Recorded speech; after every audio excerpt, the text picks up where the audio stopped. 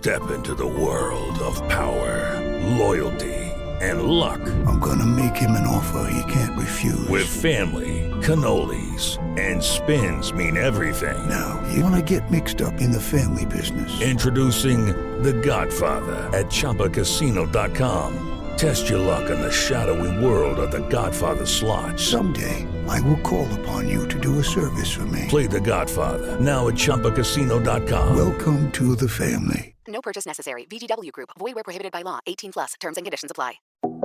This show is sponsored by Den 10 Insurance Services, helping businesses get the right insurance for all their insurance needs. Visit den10.io to get a quote. DENTEN.io. And remember, when you buy an insurance policy from Den10, you're giving back on a global scale. Hello, all my entrepreneurs and business leaders, and welcome to the Michael Esposito Show, where I interview titans of industry in order to inform, educate, and inspire you to be great. Worked in environmental policy for a very long time before pivoting to Salesforce, a CRM system used globally in Fortune 500 companies all the way to solopreneurs. He became an, air quotes, accidental admin. You'll learn more about what that means in this episode. And soon left to found his own company, a small Salesforce consulting firm back in 2023. He's an avid skier, and we'll be talking a lot about that today.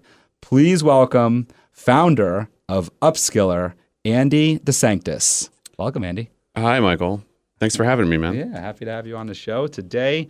So let's get to skiing first. Yeah. Okay. All right. I'm also an avid skier. Oh, nice. Okay. And I didn't get to share that with you earlier. Yeah. But I've been skiing since I was 4 years old. About the same. Okay. Great. Nice. Great. And you grew up in Jersey, right? I did. That's right. I grew up in Queens. Yep. So we didn't have too many big mountains by us. So tell me your skiing journey. I'm interested in that. I started when I was about 7. I had an older brother. I have much older siblings. To be clear, they're my oldest sibling is 20 years older than I am, and then my next oldest sibling is 12. So he was a teenager when I was 7, and he got me into skiing. And I was fortunate enough to have a family second home in the Poconos in northeastern Pennsylvania.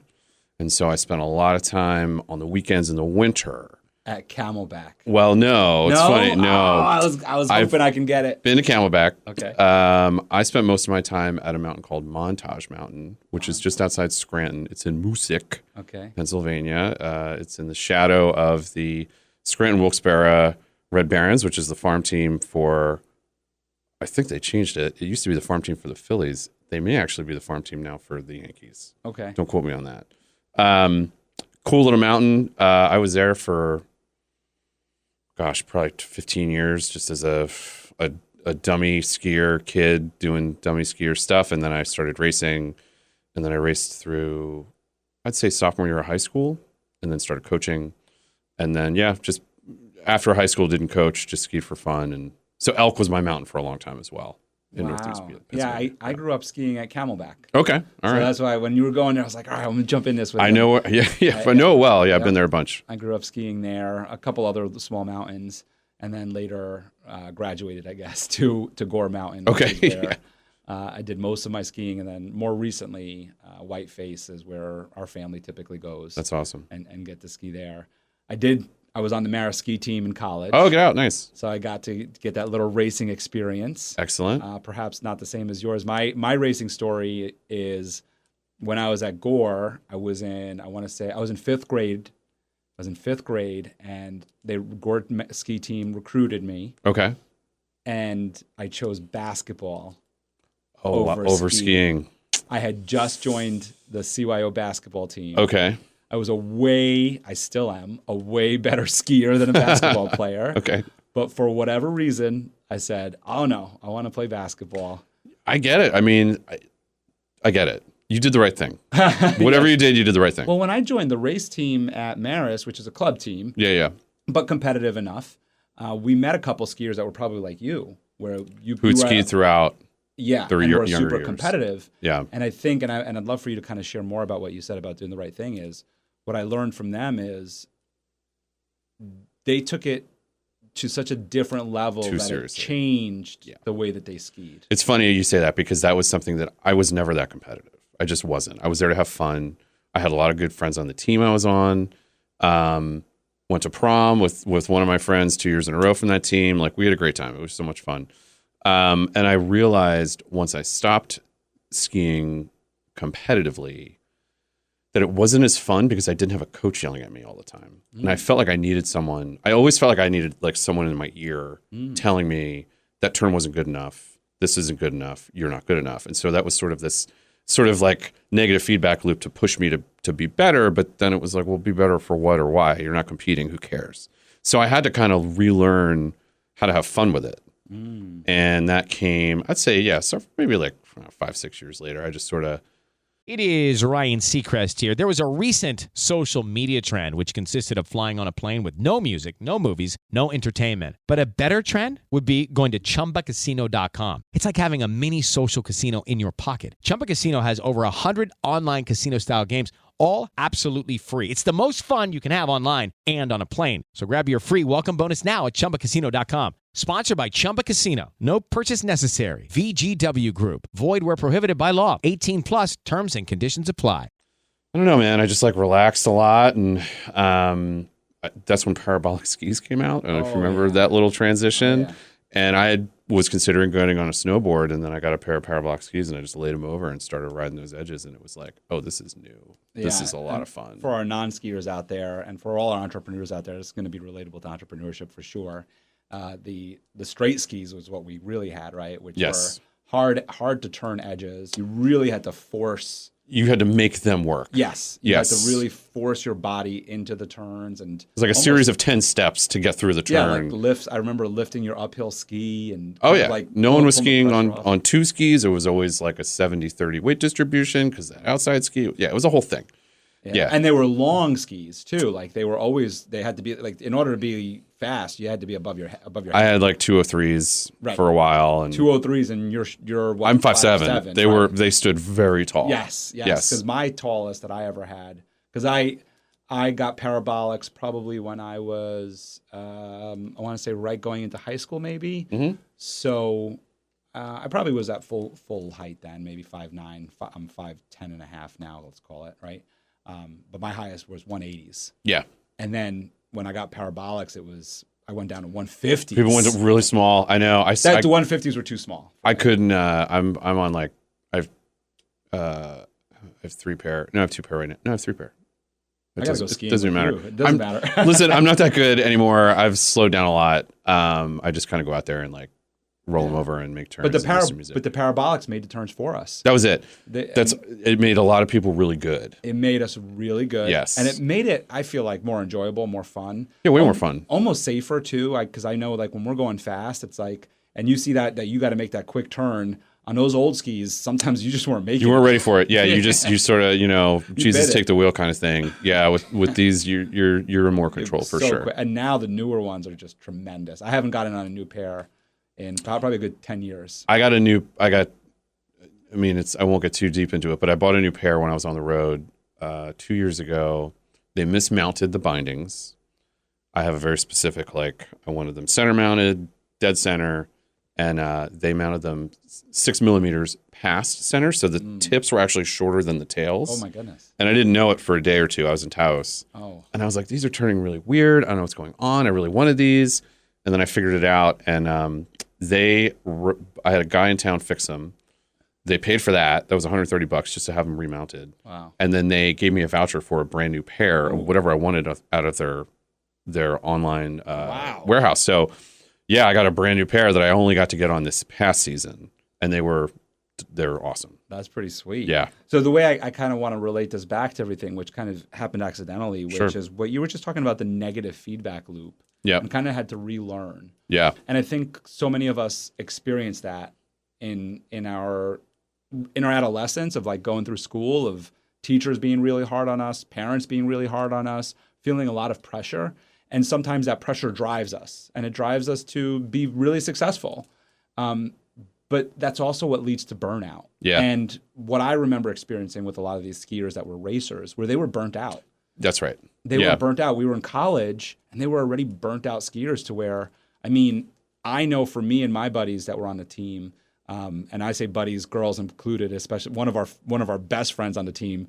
Her name is Sarah, but she always went by girl because she was the only girl in the group. But anyway, so one of the things that we enjoyed the most was racing, and then we had free passes for the weekend. That's it. Yeah, so we were skiing the whole mountain, going all over the place. You run your heats. Who cares what time you get? And then that's it. But the difference is with some of these competitive skiers that had grown up like yourself was they only did the race, and then you didn't see them after. They were in the. I remember seeing them just on their boots, just practicing their GS turns and their slalom turns, and just not even enjoying the. They're in their own head, and you know what? I'll say it. And it was a club. Everybody. I know, and they're doing that because that's what their parents wanted them to do. I really don't know anybody. Now I did it. My parents were not pushing me, which is why I was not competitive in part. Right. Okay. There were a lot of kids who, when I was coming in 7th, 8th, 9th grade, there are actually these high schools up in New England and in Colorado where you can just go and do it full time. Yes. We had a kid in our team that did that. Killington Mountain School, Carrabassett, all these schools. Yeah. And the kids want to go because it's fun. You're skiing all the time. But that is some money. Yeah. Right. And people who are paying for it really want their kids to do that. And that's fine. But I do feel like the kids you met were the ones who's, I think folks were maybe too hard on them to do this thing that's really where it's going to take them. Right. It's no one's making money being a pro skier. Right. You know what I'm saying? You gotta that's all there is to it. You're not top of the top Olympic. Exactly. And even that is even those guys small window. Exactly. And they're not, great. You get to do it. And there's a whole subculture of skiing that I could get into another time that I'm not too big of a fan of really. I'm curious. Are you? Yeah. Okay. Sorry, Mom and Dad. I drank my first beer on a ski lift. Okay. Yep. I smoked my first part of a joint on a ski lift when I was way too young. Yeah. And that stuff, that's part of the culture. I mean, and that's one of the things that I'm not saying I didn't do that stuff, or maybe I don't still do some of that stuff, but I also knew how to pull myself into a space where it was all right, I know my limits. I know where I need to be. And I know that subculture too, because that's really what a lot of the weekend was, if I remember correctly. A lot of partying. If I remember, I remember correctly. Yeah, it was partying. Totally. And you know it from the '80s and the '90s ski movies where you see a lot of the partying. I was fortunate. For me, I was a hardcore skier. Yeah. So I didn't really mess with anything when I skied. Right. And it really affected me. But I did party on the weekends with my buddies on the ski team, and I noticed that being hungover skiing was awful. Awful. I know. It's the worst. And it's why did we do this to ourselves? I just lost my day. Right. Yeah. Yes. Yeah. That's how I viewed it, was especially now where lift tickets are over $100. Yeah. And I think a lot of what you're talking about in terms of that subculture is things that we talk about in terms of habits today as entrepreneurs, as business leaders, is setting ourselves up for success. Right. And, relating this back to skiing is when we're being dragged into the subculture of the partying, of the drinking and whatever extracurricular other things that are happening around us, and we're kind of sucked into it because we feel this is what makes me a part of. Exactly. Right? You feel a part of. You realize that your production on the other end goes way down. Way down. Yeah, totally. I went from being a really great skier to being hungover and not even being able to get down an intermediate feeling strong, right? Feeling good about myself and being let's call it at half day. And meanwhile, this is a guy who I used to be skiing from 6 till the chairlift closed. Exactly. Yeah. Yeah. And again, to relate it back to business, it's the same thing. When you're out drinking and you want to come back in on a Monday morning and you wonder why your anxiety levels are through the roof and you're not able to perform and, things are not happening the way that you had imagined them to happen, a lot of it has to do with all of that. And it's choice. It's a choice, right? It's one of those things where you're sort of looking around and you're going, I want to do this. I want to do all these things. And this element feels like it's supposed to be a part of it. And it's the way that I'll get more perhaps ingratiated with the community I'm in. Yeah. And sometimes, sure, there's definitely some of that. But I think I learned early on, just like you did, that I was into the social aspect, but I also learned to make better choices about why I was there and what I was doing. And that's something that I think you sort of hopefully continue to take that through. I think that's so important. I love that you just said that. Why am I there and what am I doing? And I think, again, like we're going to stick to skiing because it's so much more fun than talking about just business. Right. But from the business aspect, that's the thing is like, why am I here? What am I doing here? Why am I at this job? Why am I starting this company? Why am I doing this? Because if I know why I'm doing it and what I'm doing, then it's going to be easier to say, you know what? You guys go have fun. I'll catch you next time. Yeah, make better choices on those things. It And makes there's a me- time and a place. Yeah. Right? There's definitely time and a place. It just becomes, it can become, and it is a larger conversation around other things that aren't as, sexy or whatever. But when it becomes habitual, Yeah. it becomes problematic. When I worked at Deloitte, I saw it because at Deloitte, you're traveling each weekend. Each week. You're getting up at 4 a.m. on Monday and you're flying wherever, and then you're coming back Thursday night.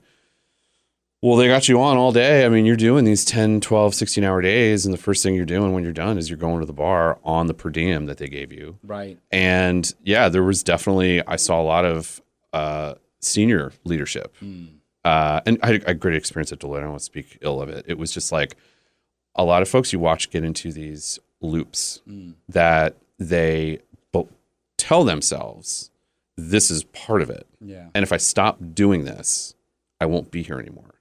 When you really don't need to do any of it. Yeah. You know what I it's mean? Funny. Yeah. What I learned. So I stopped drinking probably about 2 years now. Oh, good for you. Close to it. Yeah. It happened accidentally. Okay. It happened kind of because of everything I'm saying to you. Okay. In that, like, I just had a bigger reason why not to. Exactly. So Yeah. that's really what happened for me. But I used to think, oh, I need to hang out late with everybody after a chamber meeting, or It's almost a business decision. Right. Yeah. And you're thinking, oh, I got to do that.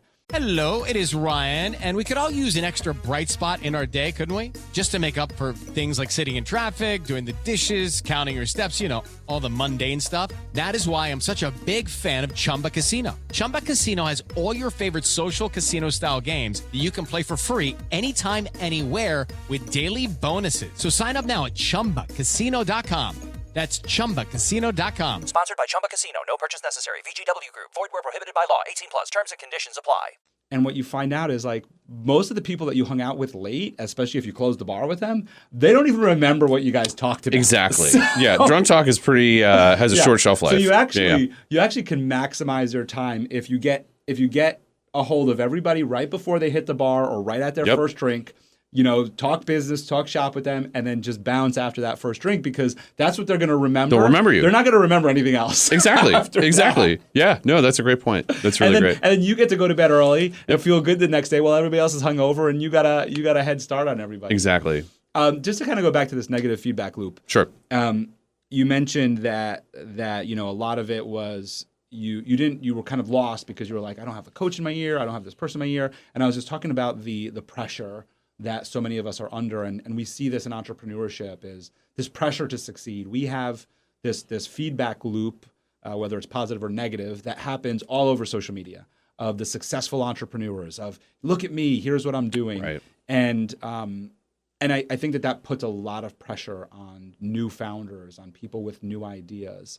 And so what I'm curious on here is, and we're going to go back to your ski story here, is what did you start doing in order to relearn how to enjoy the art of skiing, how to enjoy something that you're passionate about? And so when you think about in entrepreneurship, you're starting a business because you're passionate about it, you enjoy it. So how do we go back to that moment of re-enjoying and you skiing? Go ahead of how you were able to do it. So yeah, it's more of like I feel like I think I was getting bored with it, with skiing, right?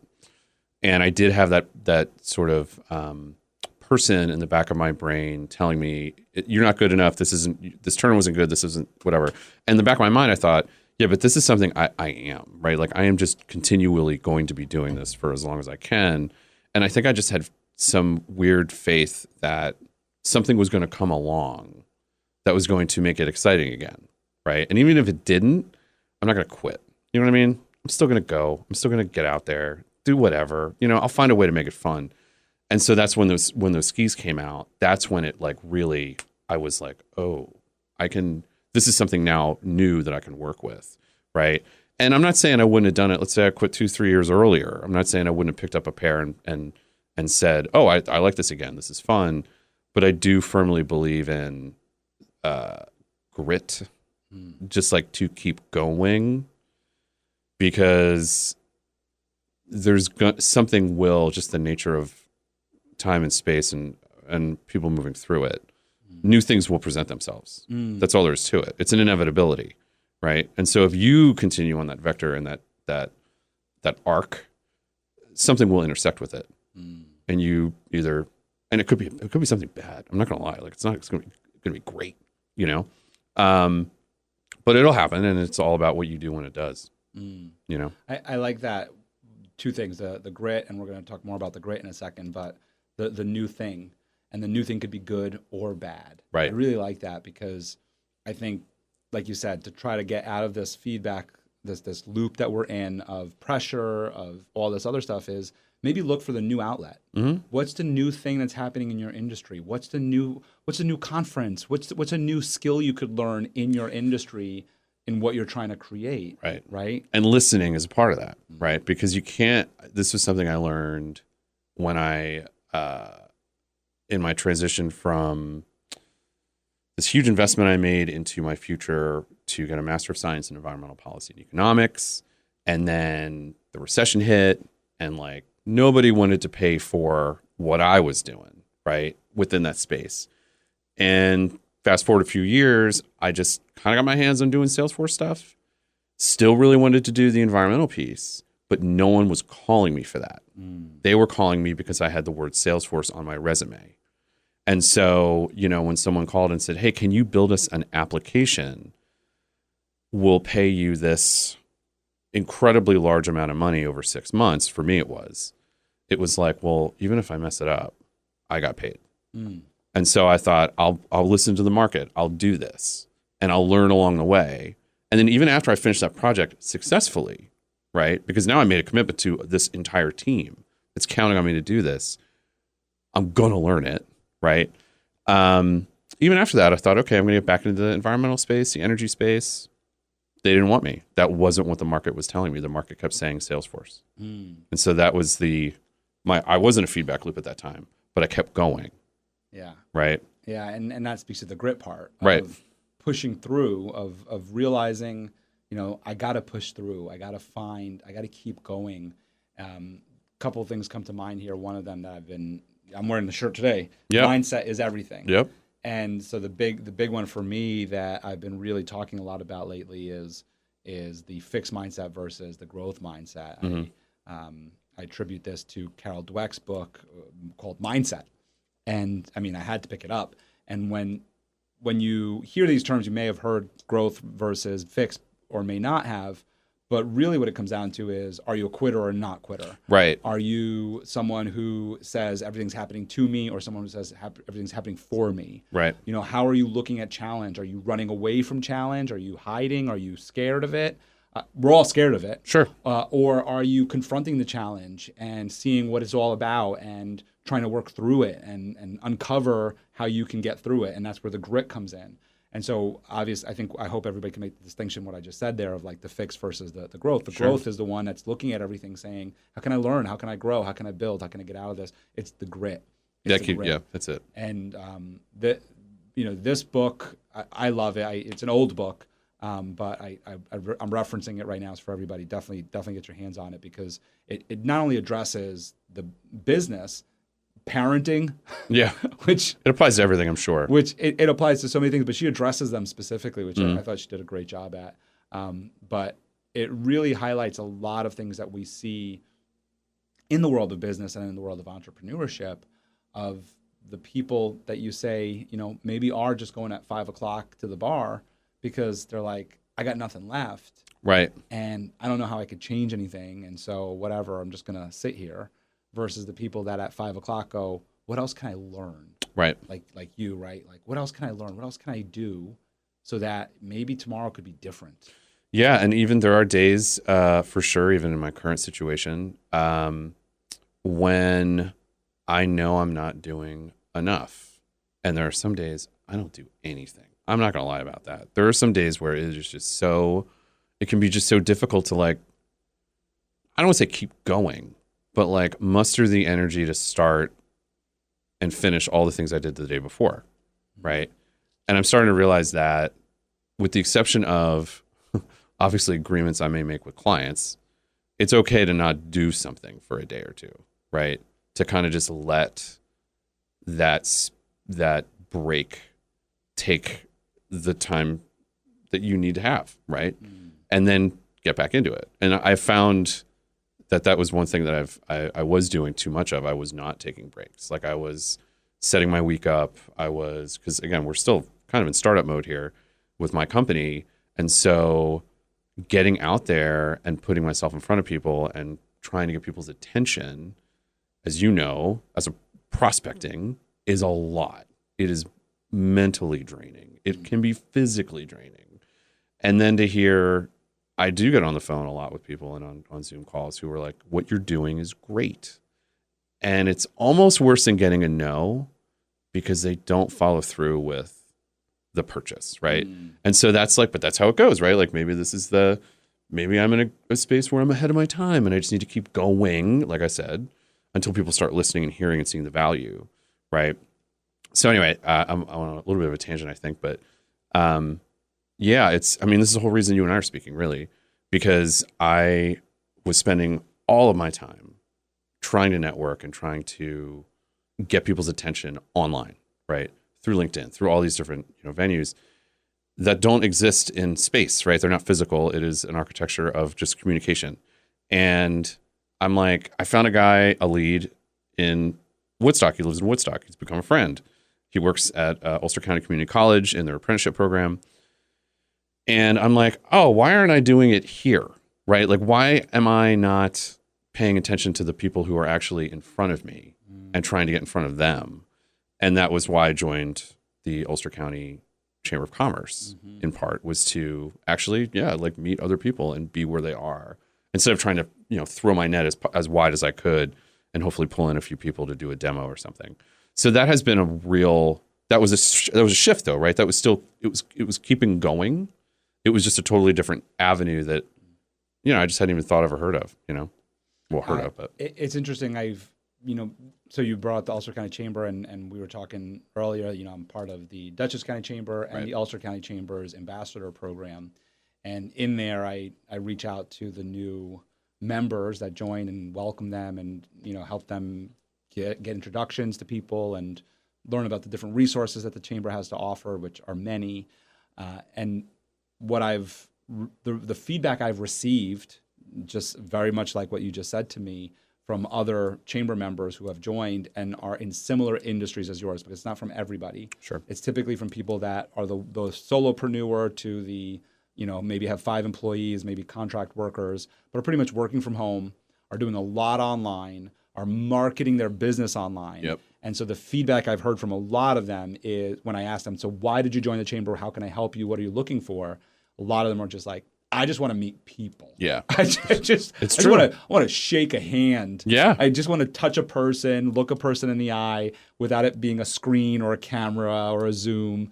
And I want to have that interconnection. And It is Ryan Seacrest here. There was a recent social media trend which consisted of flying on a plane with no music, no movies, no entertainment. But a better trend would be going to ChumbaCasino.com. It's like having a mini social casino in your pocket. Chumba Casino has over 100 online casino-style games, all absolutely free. It's the most fun you can have online and on a plane. So grab your free welcome bonus now at ChumbaCasino.com. Sponsored by Chumba Casino. No purchase necessary. VGW Group. Void where prohibited by law. 18 plus. Terms and conditions apply.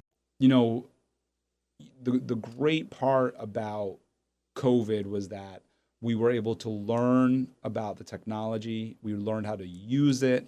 We learned how to incorporate it into our daily lives. We learned how to incorporate it into our business lives, and corporations and big businesses learned how to do it as well. Great. That's wonderful. But what kind of got lost in all of that, there's a cost. Yeah. Right, is the importance of the human touch. That's right. Of being like this with us. Yep. And I'm happy to see that it's coming back around to this. And I think this mix that we're having now is really great. Yeah. And this opportunity, just today, right? We texted each other about meeting early. Right. And you said I could do it, but it would have to be on Zoom.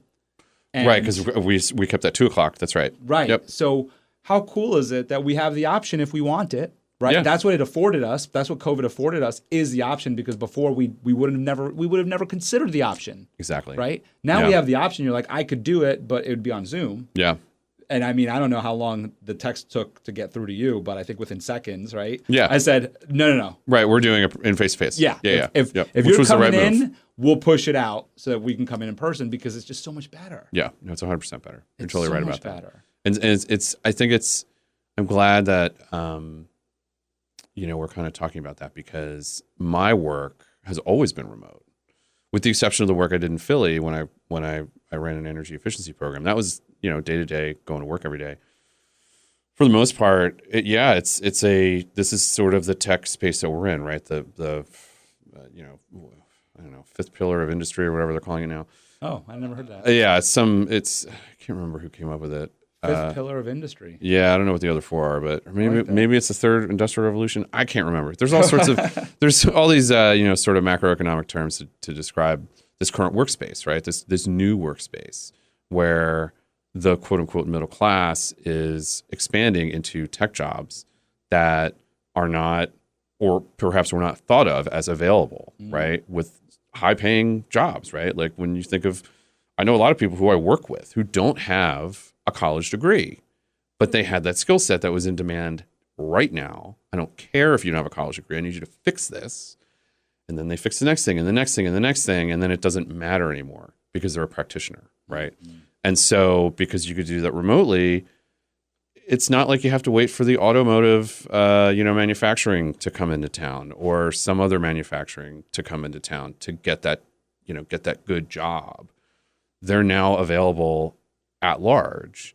And that I think is also having a much bigger effect on things, right? From a labor standpoint. And to your point about COVID, that's where everybody went. Everyone went remote immediately. And again, when I was at Deloitte, one of the interesting contracts we had, I was starting a new contract. I had done a very good job of not traveling my second year there because I did not like the back and forth. I was commuting for 9 months straight to LA from Portland, Oregon, which was, sounds romantic perhaps, but it got real old real fast. And got an internal gig at Deloitte for about a year. And then they said, okay, you got to go back on the road. And I said, okay. And it was with a very large technology firm whose name will not be mentioned. Good firm, like them, no problems. Just, they probably don't want to know. Anyway, the day I was supposed to fly down to San Francisco to start this contract, everything shut down. And my team, the senior leadership, was like, all right, guys, we're all on hold. We don't know what's going to happen with the contract, so we're just going to hold tight for a while. What happened was, because the client was not spending, they had a budget of like $15 million, right? $4 million of it, was travel for this giant team over the course of the next 12 months. Okay? But now that team's not traveling. So now, because they already had budgeted $14 million, now they can actually apply that $4 million to other projects.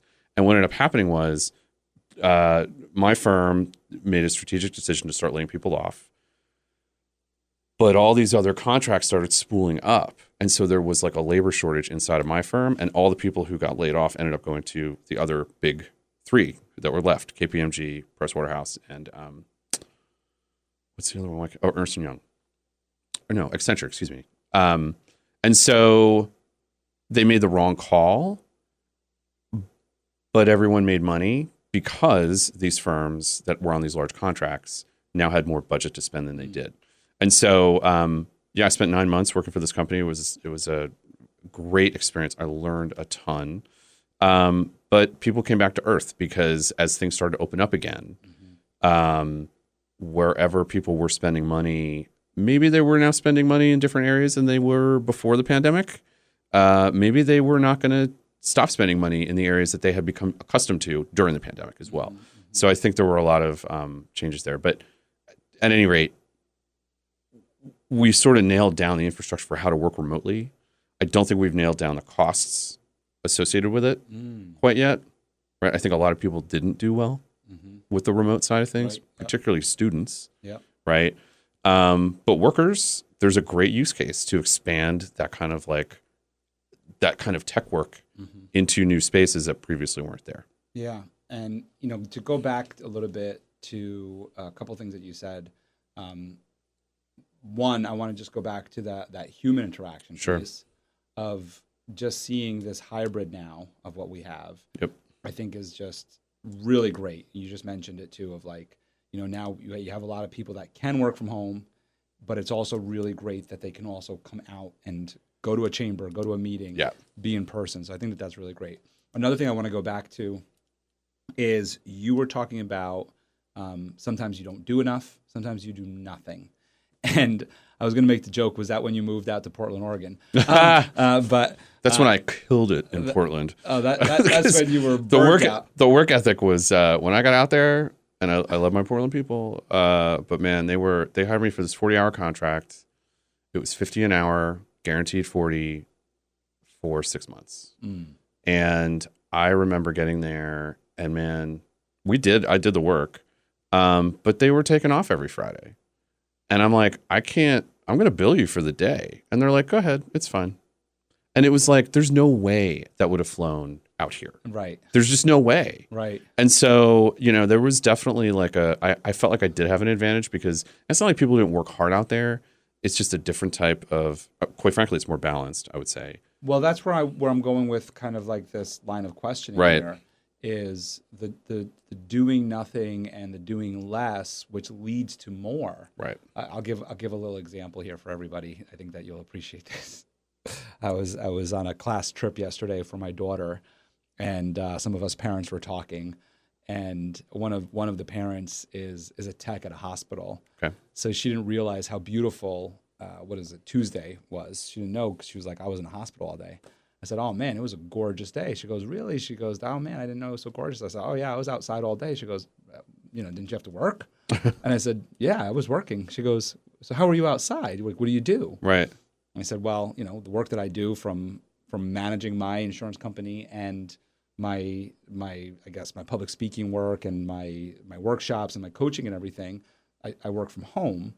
And so because I'm either writing, like right now I'm working on a book, so I'm either writing or I'm working on a speech, I'm writing, or in terms of coaching, it's a conversation via Zoom a lot of times or over the phone. I don't need to be tied to a desk at all Right. times. And so it was a beautiful day out. Popped up the umbrella for the sun, and got the nice chairs out with the cushions and everything. Got my laptop, set up my own. I do this regularly, Sure. but just to paint a picture for everybody, set up my whole little office outside in the yard, like in the grass, like in the center of the yard, in the grass, beautiful trees, beautiful everything around me, environment. We have the kids' pool, the little kiddie pool, set up nearby. And so I was taking a little, writing for an hour, taking a little dip, and then come back to writing and, take a little dip. I mean, you and I actually, we had our meeting over the phone. That's right. I was on a bike ride on the rail trail. You were on a bike. That's right. I remember that. Where I'm going with this is this balance of being able to work hard when you need, when I sit down and I write, an hour and a half goes by like nothing. And to the point where the reason why I'm getting up is not because of the writing, but because my butt hurts. Right. Yeah, exactly. And I'm like, I need to get up and move. Yep. So, I wanted to kind of just paint that picture for everybody of like, there's a way to work and enjoy your environment. I mean, there's definitely people, and like this woman who are in a structured environment to where you can't leave. And right. There are exceptions, and obviously. I can't speak to how to make that different for them. Right. But in terms of us entrepreneurs, we can try to create that work-life balance for ourselves. For sure. And I think that it also, people are more entrepreneurial in those spaces than they perhaps give themselves credit for, right? Because a big part of It is Ryan Seacrest here. There was a recent social media trend which consisted of flying on a plane with no music, no movies, no entertainment. But a better trend would be going to ChumbaCasino.com. It's like having a mini social casino in your pocket. Chumba Casino has over 100 online casino-style games, all absolutely free. It's the most fun you can have online and on a plane. So grab your free welcome bonus now at ChumbaCasino.com. Sponsored by Chumba Casino. No purchase necessary. VGW Group. Void where prohibited by law. 18 plus terms and conditions apply. What we're talking about is managing our time around the things we need to get done. Mm-hmm. And, going back to the pandemic, I know a lot of parents who are freaking out because they were remote for 2 years and they realized, oh man, I can do laundry. I can drive my kids to school. I can do all of these things that were just not possible when I had to go to the office every day. And so I think that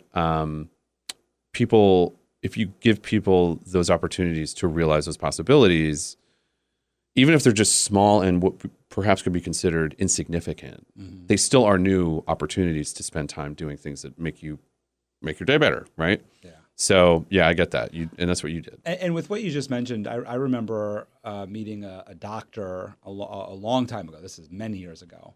And this was before I understood like growth habits, and we were talking and he had said something about that he wakes up at 4 a.m. And I said, you wake up at 4 a.m? I said, what are you, nuts? Yeah. And he said, well, yeah, I have to be in by 8 or 9, for what I do. He goes, but I like waking up at 4 because it gives me time to enjoy a walk. I remember him talking about walking his dog, enjoy a walk and, walking my dog and having a cup of coffee and having a relaxed breakfast and reading and doing all these different things. So I think that you might be in a structured workplace of where you maybe can't leave for the day because you're on call in every moment. When we think about a hospital, you can't just say, my job is done here and let me just go outside and get a... Right. We understand, right? You're in that profession for a reason. But there are ways to kind of hack the system of getting up earlier and kind of like enjoying your time, taking that hour lunch, and instead of on that hour lunch scrolling, because you're exhausted or feeling run down, instead of scrolling, go outside for a walk. Yeah. Feel that sun on your body and take a walk, or do a meditation or a relax, some sort of hypnosis of some sort to be able to refresh and regroup. There are ways certainly around it. I want to go back to what you were just mentioning in terms of doing nothing. Mm-hmm. And what I want to go in terms of that is helping people understand how to do that. Because right now I'm kind of sharing some stories here, and you are too, of like, hey, this is great, right? We're entrepreneurs and we're able to kind of just do, okay, the people on the other end are going, how? Right. How do you do it? Yeah. So I'm curious on your mindset on being able to do that, of being able to say, you know what, today I'm just going to chill. Yeah, I think it just has to do, I think that would not work for a lot of people who don't have very high self-confidence. Because I know I'm going to do this. Like, I know I'm going to get this stuff done. Mm-hmm. It might not be right now. And I can think it through and go, well, I don't need to do it right now. Like, I just submitted a big bid for work with the city of Boston. And the proposal was assembled, ready to go pretty quickly, I think. I had 3 days to review it, make sure all my I's were dotted, T's were crossed. And it's like, I don't need to do this right now. I don't really feel like doing this right now. But I will be submitting this bid 12 hours ahead of the deadline, right? And so I just had trust in myself that would happen. And so if you don't have trust in yourself, and that was a specific example, I trust that this business venture will be successful because I already know what I'm doing. People like me, I think, and they like the service, right?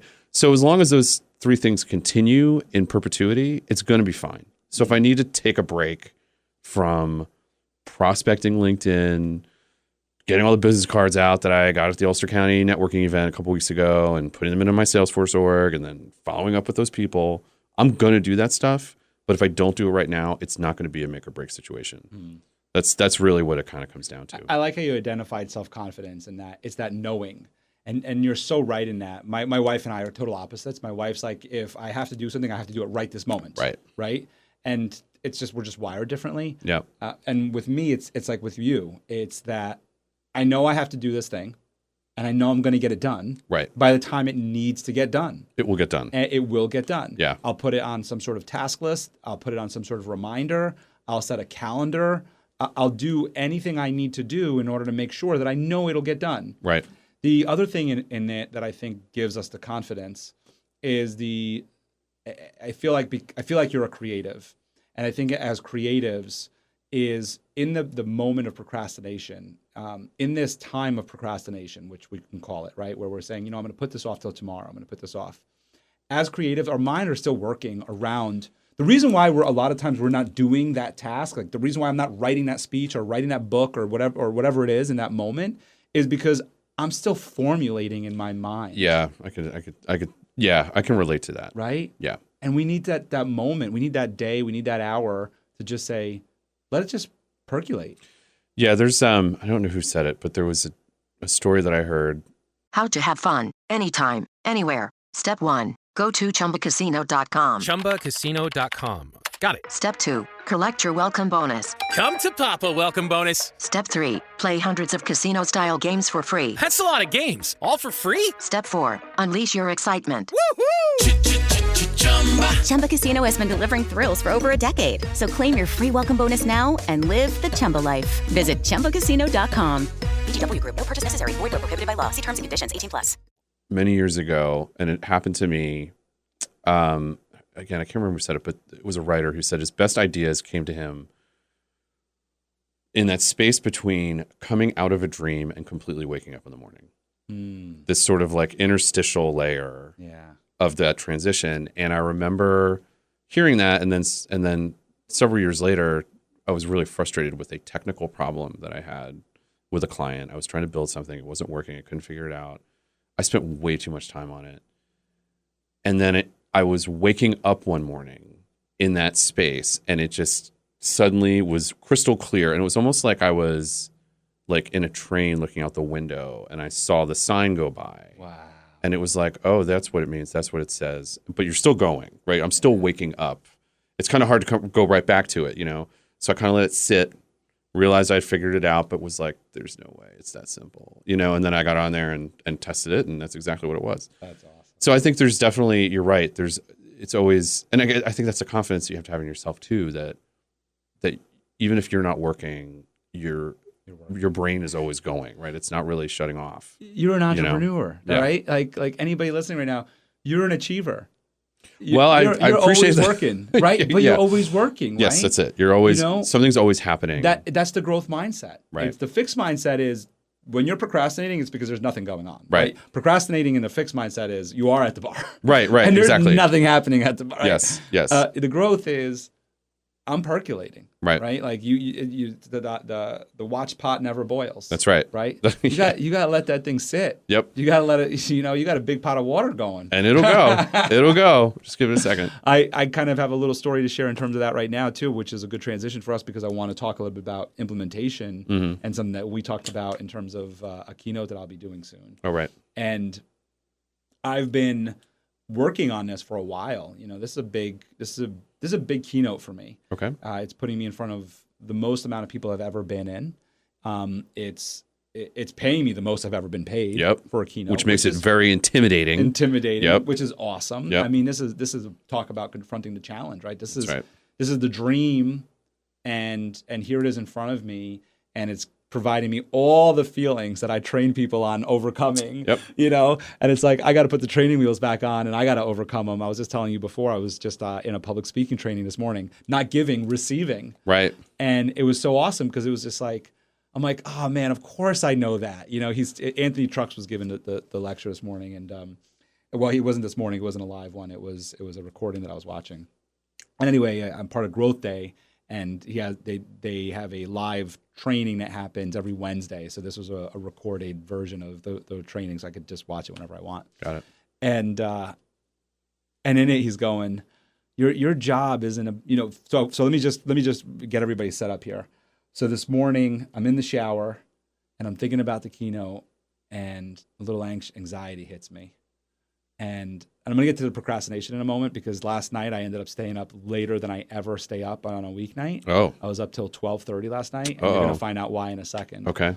So I'm in the shower, and a little anxiety hits me because I start visualizing the conference. Okay. I could really see it all. This is the one in Indiana you were telling me about? Yep. Yeah. It's crystal clear to me. I can see the audience. I see the monitors. I see the stage. I'm up there, and boom, anxiety hits me. And I'm like, whoa, I'm in the shower. And I'm like, whoa. Now I know how to get myself out of this because I train people on how to get themselves out of this, right? Sure.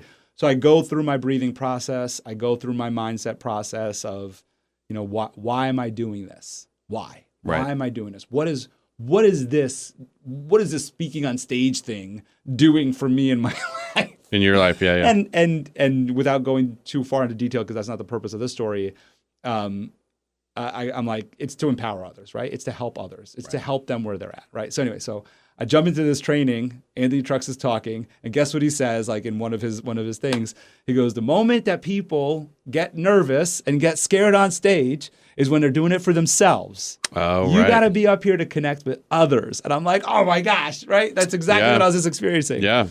And so now, so it's just amazing how the fundamentals of public speaking will get you through anything. Yes, agreed. Back to the procrastination for us, right? So Sure. I'm preparing for this keynote. I've been just reading a ton of books that I believe are really leveling me up as not just a speaker, but as a coach and as everything else that I do in this business. And that's been part of my procrastination. Is like, I'm just going to keep reading. I'm just going to take in as much information as I possibly can, right? And I'm like, and one day it's going to hit me. Last night I'm going to bed, just watched one of the basketball games. It was the Celtics game. I was happy that they lost because I'm trying to get them worn down a little bit so the Knicks can win, can beat them. Hopefully if the Knicks make it out of this series, but it doesn't matter. So my brain starts spinning, and I start thinking about the keynote last night. And what happens is, in a good way, it starts spinning. And I do this very often with speeches. They play in my mind. Yeah. I start playing it out.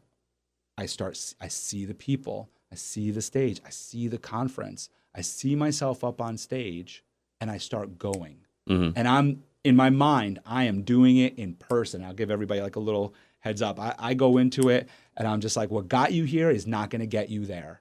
Right. And I want you to walk into your manager's office and tell them what got you here is not going to get you there. Because we're at a tech conference, and we're talking about implementing new technology. Yep. And what got you here is not going to get you there. And I start going through my whole process of communication, adaptation, implementation, support. I go through the whole thing in my mind to the point where I got out of bed with my eyes closed. I stay with my eyes closed, got out of bed, sat on the floor and started stretching and doing I do this typically when I can't sleep. Okay. But this moment, I was like, I want to not sleep. Yeah. I'm playing the speech out. You want it to keep going. I'm playing the speech out. Yeah. So I was like, all right. So now I finished it in my mind. And I was like, wait a second. I got to write this down. I'm not going to remember this in the morning. I'm not going to remember this. Yeah. So I went out to the living room, broke out my phone here, and I got the note. So it's got like the writing screen with the stylus that people that never use, but I use. Yep. I broke it out because I wanted to write. I didn't want to type because typing is going to mess me up. Right. So I start writing out. I wrote out the whole thing that I had just visualized. I haven't reread it to see if this is exactly the keynote I'm going to be giving. Sure. But I know that this is on target to what we're going to be doing. Right. And so to that point of talking about procrastination this has been months leading into this event for me last night. Right. And I think what we're talking about is taking that time to let it percolate. But when it comes. It comes. You can't say, you know what, this is my bedtime. Right.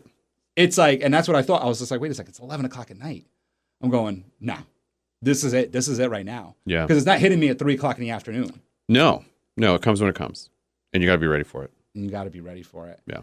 And then before we get into any of that other stuff, so I just want to get now, so we talked about maybe not doing anything and that procrastination. And then the other thing that you had mentioned was something along the lines of just doing enough. And I think that that's another big point to hit. Yeah. Is sometimes enough is enough. I know it's kind of a, and this will sound cynical, okay? But in my world, I do like to set the bar kind of low. Okay. I know. I feel like I know where you're going. I love because if you sell them everything and you deliver them everything, they're going to want more than everything next time. And I like to set the bar reasonable, not too low, obviously, but to deliver things that are very impactful in that moment, right? And so to kind of think about what you were saying earlier about doing enough, in the same vein, it's never enough, right? And so understand that what you're doing right now, you're not done. You did it. It's enough for now, but you're going to keep going to do more. And that's the kind of mindset I try. I think that's sort of the equivalent of setting the bar low, right? Because from a customer standpoint, they want you to tell them you're going to give them everything. And I don't like doing that, right? I like to be like, here's where we are, here's where we're going to go. And then we'll talk about the other stuff, right? So I think that's where that phrase probably comes from. I think so. In my first sales job was with Yellow Book, and they had their like 10 core principles or something like that. But one of them has stuck with me, and it's what you just said. It's under promise, over deliver. That's right. That's and absolutely that right. has always stuck with me. It's like just a different way of saying what you just said is under promise and over deliver. Yeah. Under promising doesn't mean like, do your worst work, right? Or tell them that you can do your worst work. Under promise is simply saying, yeah, I could do that. Yeah, and I'm going to do that. And then I'm also going to throw in this other little thing that you didn't ask for that I know you'd really like. Yeah. And that's sort of again, that's where I think I said it sounded a little cynical. It's really just building a good relationship. Yeah. And continuing with that relationship. Yeah. You know what I mean? Instead of... Ryan Seacrest here. When you have a busy schedule, it's important to maximize your downtime. One of the best ways to do that is by going to ChumbaCasino.com. Chumba Casino has all your favorite social casino games like spin slots, bingo, and solitaire that you can play for free for a chance to redeem some serious prizes. So hop on to ChumbaCasino.com now and live the Chumba life. Sponsored by Chumba Casino. No purchase necessary. VGW Group. Void where prohibited by law. 18 plus terms and conditions apply. Trying to give them everything at once, right? You do that, and it's where do you go from there? Because I love that you just said that, because that's the reason why you don't feel enough. Right. That's the reason. Like if you under promise and over deliver, so if you go on this mindset of under promising, which is such a weird way of saying what we're trying to say. It's like, I think there's a better way of saying it, so bear with us, everyone. Yeah. But if you're in this mindset of like, hey, you asked for X, I'm going to give you X. Let's just call it right? Let's just say that. Yeah. You asked for X, I'm going to give you X. Well, then now you feel like enough. So when you go to XYZ, right? So we're going to throw YZ in there. It's like, boom, they feel great and you feel great. Right. But if they ask for X and you say, I'm going to do XYZ, now they want XYZ. And then so when you deliver XYZ, it's like, and is that all you got? Right. You're like, well, yeah, there's only 26 letters in the alphabet. Yeah, I can't go that far. I'm at Z. That's it. We're Z. Right. Right, exactly. We're done. It's over. Yeah. Is that why they use the expression XYZ? I wonder that. It might be. Towards the end of the road there, maybe. Who X, knows? X is a fun word. Yeah. Okay, so I want to get to Upskiller here because this is what you do. Right. And in what you do is you've taken all of these years of experience in all the different levels of positions that you've been in, and then you've taken a Salesforce experience that you've had, and Salesforce for everybody out there is a CRM, right? Correct. And it does a tremendous amount more. I know we can get into the weeds about all the different cool things it does, drip campaigns, all these amazing things, and we'll describe what drip campaigns are for those who don't know. But it does all these amazing things. You've taken it all, and you've created this company, Upskiller. Right. And in this company, essentially what you do is you, one, help people integrate their systems into Salesforce and be able to figure out how to use the CRM. Yep. And the other part that is crucial is you train their team or a specific person on their team on how to use the CRM, how to use Salesforce, so that essentially they don't need you anymore other than for little things here and there, which is so important. Yeah, and that's a good way to describe it. I will build on it a little bit. Yeah, please. While it is a CRM, it is fundamentally a software platform. Yeah, and CRM for everybody. Customer relationship management, Yes. right? And there's a ton of products out there that do all that stuff. And it's all sort of this basic database architecture. The difference with Salesforce is that the person you're talking about, me training, isn't a user, right? It's not the person necessarily using the system. It's the technician who is supporting it, right? It's that administrator, right? Or even that developer who is going in the back end to deliver custom features that maybe you as a user want, because you're not actually going to call Salesforce all the time to say, hey, I want this new product. You may call your admin and say, Andy, I really want this field to calculate X, Y, and Z, and then automate this action somewhere else in the database to let this team know that something's happening, right? I got to go build that. So I will be the person who will not only get you set up with your instance of Salesforce, but then when you have an internal resource who you want to be that technical resource so that you're not calling me all the time, I will train them in how I do what I do. The difference is that we don't use classroom training. We don't use learning management systems. The method that I developed over the course of 2 years with a technology apprenticeship with my former company at Bitwise is a simulation-based training approach, where from day one, they're showing up as if they are at work, as if they are going to build products for a fictional customer, a fictional stakeholder, but that stakeholder does not exist. There's a whole methodology we have there to support that. But you're going to be using the tools that you would use to build those things for them, and you're going to use the best practices around software development, around testing, around deployment, so that as a new resource, you don't show up just with the certification that they sent you to go get, right? You can be certified, you could be a certified accountant, right? But if you haven't worked in that space yet, what do you know, right? You know you passed a test, and they know you passed a test. And so that's what our training is meant to actually do, is to sort of like close that experience gap so that they are using the tooling, they are using in all the scenarios that they would be in, but they can fail. And you're not going to break anything. You're going to learn from that moment when you do set up a piece of automation that sends out an email to 100 people instead of one. That actually is never going to happen. You're never going to send an email to 100 people because it's a safe space to make that mistake, right? But we'll root cause why that happened so that it doesn't happen again. Because that's the stuff that costs companies money, right? This is a big, in the space that I'm in, there is high demand for technical resources in the Salesforce space.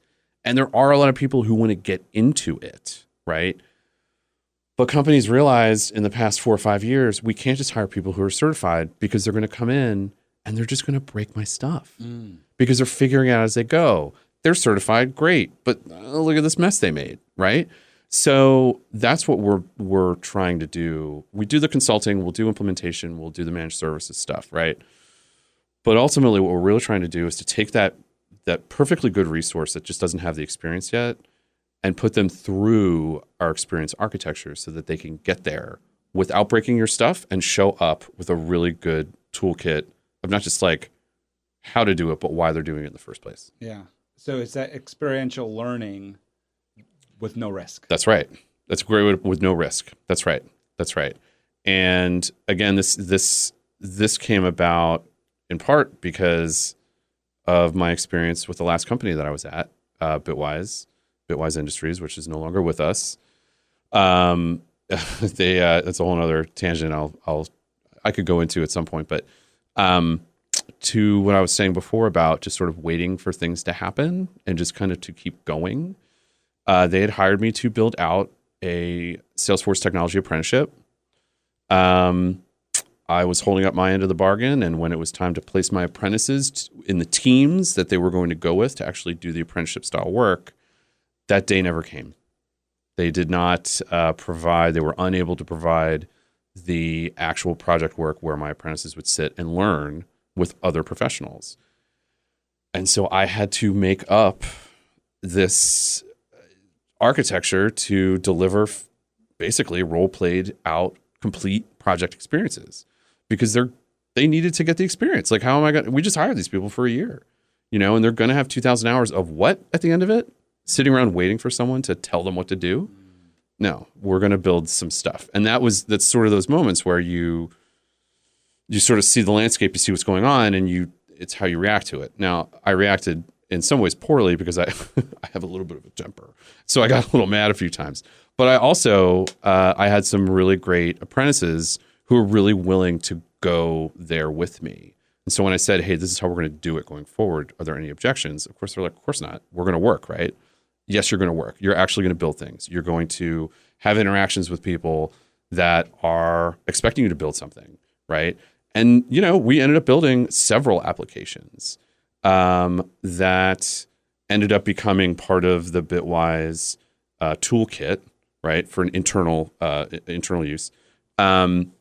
And we did actually build a pretty robust project management tool that unfortunately didn't get to go live because the company stopped existing. So that was kind of a bummer. But those people that were in that program, they were from literally all walks of life, all levels of experience. I had one guy that came in with 5 certifications, and I remember the day I got him, I'm like, you should not be here. He turned out to be one of my best teaching assistants, one of my best guys. I had another young lady that came in who I remember her first day. She's like, yeah, I worked at a grocery store in the frozen food section, and I've heard this whole Salesforce thing. I'm really good with customers. I know I can sell stuff. And I remember thinking, like, she's going to be really disappointed because this has nothing to do with selling anything, right? Like, this is not that at all. Job. But she turned out to be so good. I mean, she was, she was amazing. And they all were. I mean, they really were. And so, again, you present people with the situations where they can rise to the occasion, right? Even if you have to create those situations, 9 times out of 10, they'll do it. And a lot of times they won't do it because they feel like maybe they're an imposter and they don't deserve to be there. And I do feel like in the tech space, there's a ton of that going on. And, what my training is meant to do is to get them past that robustly, get them well past it, beyond it, to the point where they're doing projects in this simulated space that are beyond the job description of the work they're going to be doing when they do actually start their day job. And it's, it pays dividends. It's definitely been something that was very successful. And so Upskiller came from that experience because, again, in my space when I was at Bitwise, I started to realize like this, no one else is doing this sort of training. This is not happening like anywhere, right? A lot of the code camps or the other sort of technology training spaces will say, okay, we're going to do 80% will be classroom. And at the last 20%, you'll be doing a capstone project or, again, a simulated experience for your portfolio. And I'm like, well, why not just flip it? Like, just get them working from day one and guide them along the way, and then reserve the 20% for the classroom reflection stuff, right? Like, okay, let's talk about why this didn't go right or went well. And no one's doing that. So I thought, well, this is a product, right? This is a service. This is something that we should be talking more about in the communities that we're trying to set up these programs. And it took a while, but by the time we got there, again, the company was just no longer viable. And if your listeners want to Google Bitwise Industries, there's a lot of really upsetting things that they did to their employees and to their investors. But I came out of it not okay. I'm still working my way through it. I know a lot of people there were 900 employees that just suddenly just weren't working. Woke up and that was it. That was it. Yeah, it was Memorial Day 2022. No, 2023, excuse me. It was wild phone call, I'll tell you. And I mean, obviously, you're not speaking about that experience for a lot of reasons, and like you said, everybody can Google those reasons. That's right. They can go. They can what that company did, and and whatever's written about it will shed light on that. But what we learned from this experience are a couple things, and one of them is you mentioned grit before. Yeah. It's this grit to keep pushing forward after getting that phone call, which you take the time, like you said. Probably took the time and did nothing for a couple of days. Right. Maybe had a couple of ski habits. Well, no, that was actually that time was spent very definitely like, because I had thought, I knew I had something, right? I didn't know if the market was ready for it. Where was this company, by the way? Just so I could understand. They were based in Fresno, California. So you were in California at the time. Well, it's a whole other thing. I was actually living in my van at the time, and I basically. You truly are a skier. Yeah, I did it. I'll show you pictures of the rig I built. But that's when I left Portland. I left Oregon right when I got this job, and basically just lived out of my van for a year. And I skied a bunch. Did back and forth to the country. Had a great time. It was pretty awesome. But that's where they were based. And then I moved out here. That was sort of the end of my trip. Was upstate New York. And I'm glad I landed here. It's a good area. Yeah. So you did, so pushing through that. And then the other thing that I always love talking about, I really do, it's these experiences that transfer into our next position. Right. And these transferable skills. And you're just talked about it, about like, I mean, this is how Upskillers got started, was right. You were at this company that gave you the task or didn't, and you were like, well, we got to do something. Yes. So you developed this task, right? You developed this whole program for this company. Company goes away, and you're like, well, what do I do now? Well, why not take this and create a company out of it? Right. And I mean, it's brilliant, because so often we forget that the experiences that we have leading up to where we are today are, one, got us here, right. got us to today. Yep. But two, we can use every one of those experiences. That's right. And there's nothing really preventing you from doing it. I mean, there's just, if you can see the demand, and again, the demand for what I'm out there selling right now in that space isn't that high. It's sort of like the space I'm competing in is platforms, learning management platforms, self-paced things, right? That you pay $50 a month for, so that you can go get your certification, and then maybe you have something at the end where it's some sort of project you work on. This is very different. It's pointed at very different customers, but it ultimately is pointed back at the community that we were trying to help in the beginning, which are sort of economically disadvantaged, socio-disadvantaged folks in underestimated economies around the country. So. Sorry, I got a little bit on a tangent there, but that was sort of the. Well, I'm glad you said that, because I think the cool part about Salesforce is that it does offer its platform at no cost to nonprofits. Right, and it's also no cost to go use if you just wanted to go spin up a dev org right now. Really? Yes, you can do, and we can do that, Michael. We can do that at another time. I can share my screen, show you all the cool stuff, because what you're really buying when you buy Salesforce is the data capacity.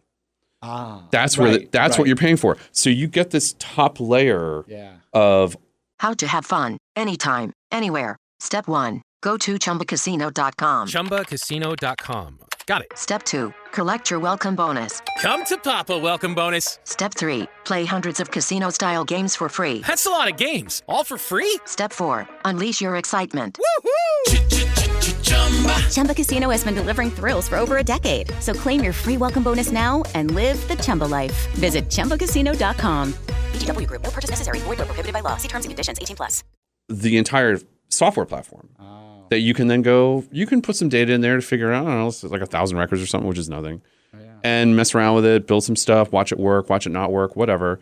And that's why I'm passionate about it for the work I'm trying to do now, is because it is so accessible.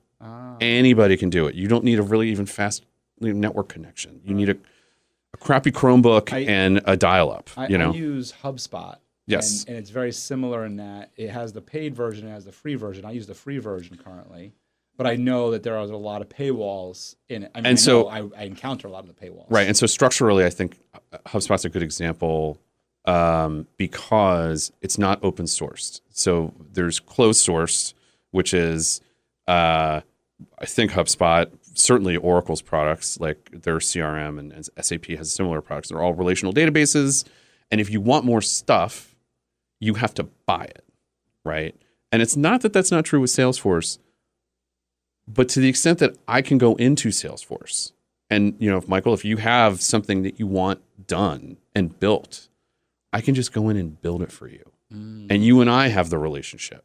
You don't go to the big company to say, oh, I want more. The only thing you do with Salesforce for the most part is buy more licenses, right? To get more users. Right. It doesn't matter what you've built inside of that space. It's not like they're going to charge you for the stuff I built because they didn't have it on the last license. So on that point, we're talking about your drip campaigns, your marketing campaigns, your different, and these are, so just for everybody's knowledge, these are, you set up your emails and your email sequences. So your drip campaigns or your email sequences, I don't know how much of a difference there is. You're going to have to educate me on that one. But really, they're about the same, where you're setting it up to say, hey, send Andy a message on his birthday. Right. Say, happy birthday, Andy. Send him a message following up 3 weeks later. Let's get coffee. Send him a message 3 weeks later saying, hey, I haven't heard from you in a while, blah, blah, blah. And it's just, that's what a drip campaign is. It's staying in touch with this client, prospect, whatever it is, on a regular basis. And the sequences maybe are a little bit different because the drip is more to stay in touch. Right. The sequences are more of maybe I'm saying, hey, Andy, I'm doing this. I'm doing workshops for companies, like yours. Let's touch base. And then I go into maybe another sequence of, hey, here's a workshop that I did recently. What do you think of it? Right. Go into another one. It's probably like a 5-part sequence that ends with all right, I haven't heard from you in a long time. Maybe everybody's seen them. You've had them in your inbox. Yes. But essentially what you're saying is, what I know is at HubSpot, I have to pay for that. Yep. No, I'm not trying to knock HubSpot. HubSpot people, if you're out there and you want to get me a free license, great, awesome. But that's not my point of this whole conversation. It's at HubSpot, I have to pay for that because it's closed source is what I'm understanding here, right? That's where the paywall comes up whenever I go in, because I know that when I go to hit marketing, paywall comes up. Yep. And what you're saying is that with Salesforce, it's open source. That's right. Meaning that as the user, and currently I have a free opportunity at it as the user. And so this is important for everybody listening, because if you are a solo practitioner, solopreneur, whatever you want to call yourself, or a nonprofit organization, you have access to this. Yes. Where it's open source Salesforce. Yep. You're not paying anything out of pocket. Yep. And what you at Upskiller can do is now go in and say, hey, you remember that drip campaign that you want to build? Remember those email sequences that you want to build? You can do that for them. In a sense, it's a little, you got most of it. Basically, yeah. So it is I think maybe not a better example, but one that might have a little bit more, for me, relatability is, think about it as like, it's a mirror, okay? And your company is reflected in that mirror when you use Salesforce property. So it's not just the marketing, the drip campaign. There's a whole thing of Salesforce objects and automation that can make that happen. What happens when they come in and they want to buy it? That's a whole nother sales process, right? Mm-hmm. What happens when you deliver it? That's a whole nother set of processes. What happens when you want to repeat that business? What happens when you have a program or you have a product? If you're a nonprofit, you've got a program. If you're perhaps even a company like me that has a service offering, right? You can manage all of that in Salesforce, such that when it comes from the first time it touches a customer to the last time it touches a customer, whatever the product or service is, it can be reflected in Salesforce and supported in Salesforce. So I'll give you an example. A sort of a non-traditional use of it is where I live. I actually prefer to do sort of the custom architecture that isn't related to sales. I like to do all that other stuff. So I had a client many years ago that was a nonprofit that did refugee relocation. And they had an entire intake process for new individuals or families that were coming in from, at the time, I think it was the DRC, it was Democratic Republic of Congo. They were bringing a lot of people, and a lot of Sudanese folks in, right? And so there's a whole process of intake to get them situated, right? Who are their case managers? Are there local, services that they can tap into, and then tracking them once they are situated locally. I think they were in Nashville, providing wraparound services, right? Providing the interaction for counseling. Is it a family? Do they have kids? What are all the things that need to happen? We built an application that managed all that stuff for them, so that when the intake people got this family situated or an individual, then they hand it off to the program managers. Now the program managers are in a different part of the app, managing and tracking and interacting with that family or that individual to help them get their first job, to help them find their first apartment, to help them do all of those things until they're all the way through the process of being functionally relocated, right? And then those 6 month out drip campaigns, as you're calling them, right? Like those are hey, how's it going? We haven't heard from you in a while. Come on in and talk to us about what you're doing and where you're doing it. Have you moved? Do you need more services, right? And so that's what I'm saying. It's like, it is so much bigger, and that customer didn't pay extra from Salesforce for those features. They already had the licenses for the users they picked out for those jobs to do that work.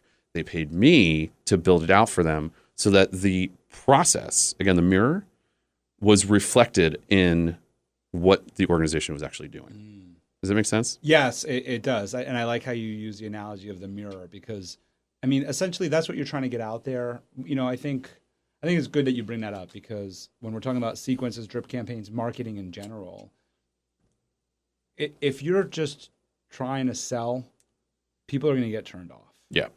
And so I like that you use the example of the mirror because what do you want people to see? You Right. know, you might hear that doing a drip campaign in a sequence is good for your business. And so you put together this whole salesy drip campaign and sequence, and you get zero results or terrible results, right? Or negative feedback, let's say.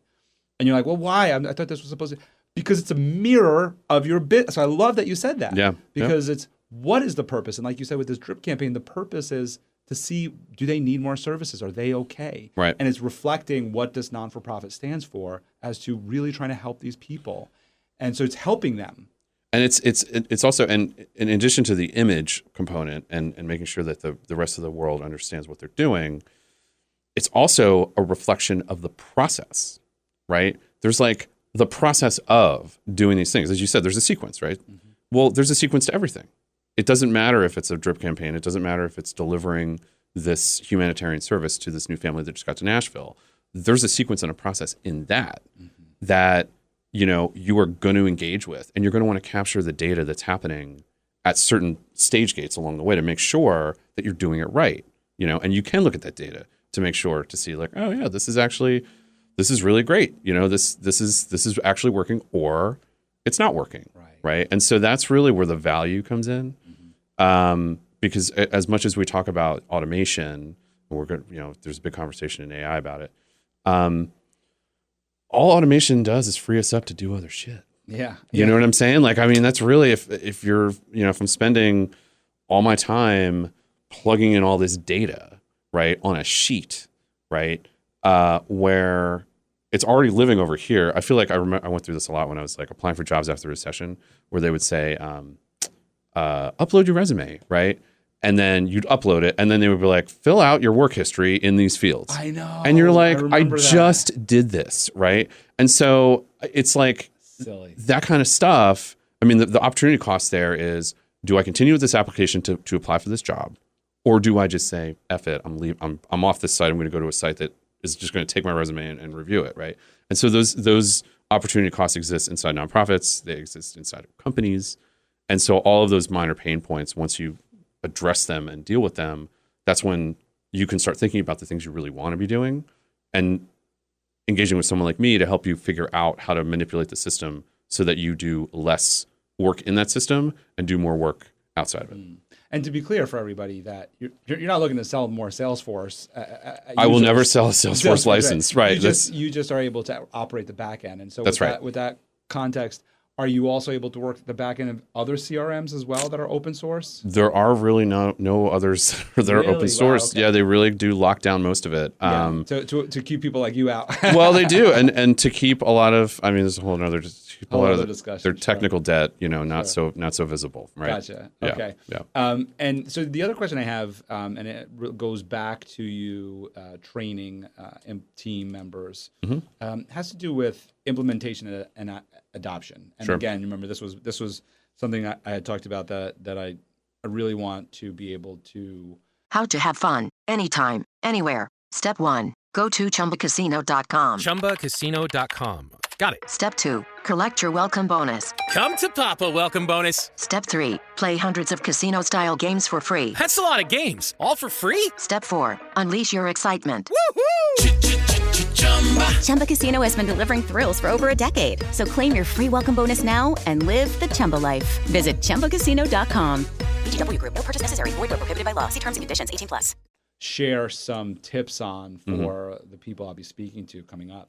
And I think this is really great for anybody listening right now who has a team member and, you know, maybe brings you in and they need to kind of be in the right mindset to be able to kind of free up the reins to this employee. So I'm curious on your tips in order to help this implementation process happen of training this new employee and being able to adopt this new technology. I think that one of the things that I typically do is, you know, there's always low-hanging fruit and there's always pain points.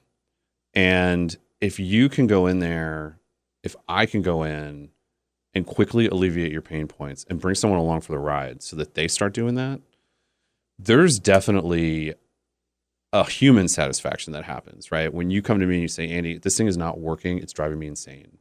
And I go in the back and I fix it. And your whole day is now better, right? There's as technical as you can get with it, there's still a human reaction to that. And so that's kind of where I try to get people into that headspace, right? And sort of the fixer headspace, the I'm here to help headspace, not the I know more about this than you do, and that's why we're talking, right? That is never a good place to start.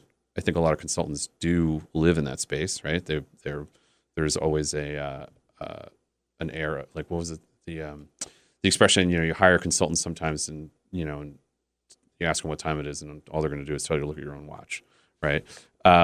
That's not where I live. So I'd say that's kind of one tip I would use is to focus on the pain points and try and fix those things.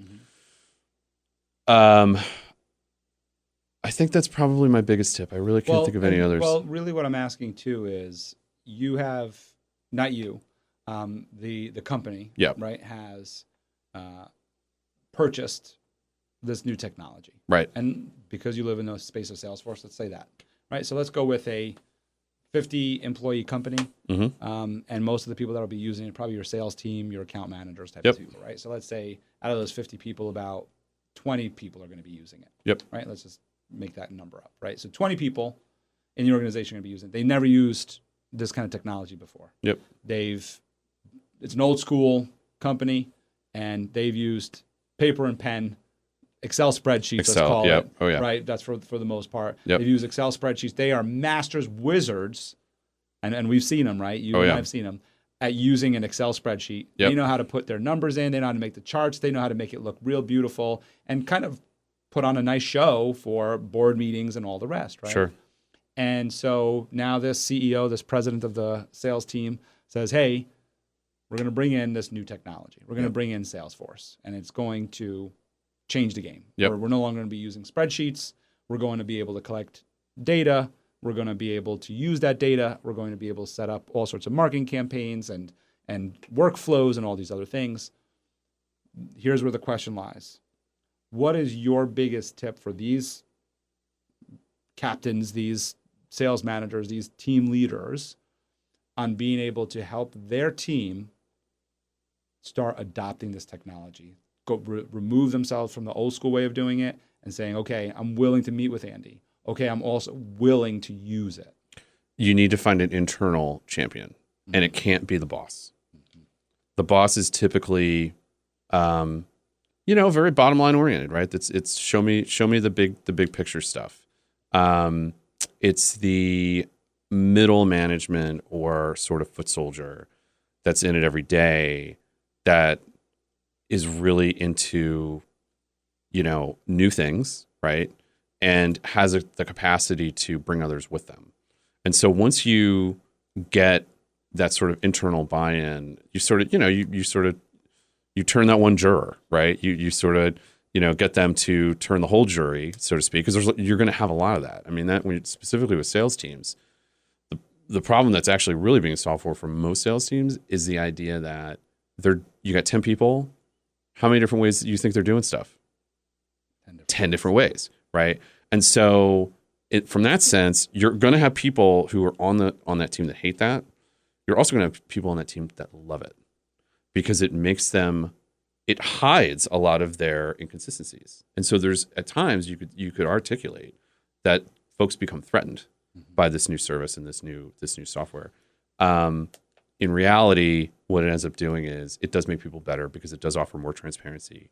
And it does offer, where you are. You know where your people are in time and space and whether or not you're getting to hit your goals. And if you're not hitting your goals, how are we going to get there? Right. And so it really does, I think, bring more of a team element to play than sort of the individuals out there just trying to hustle.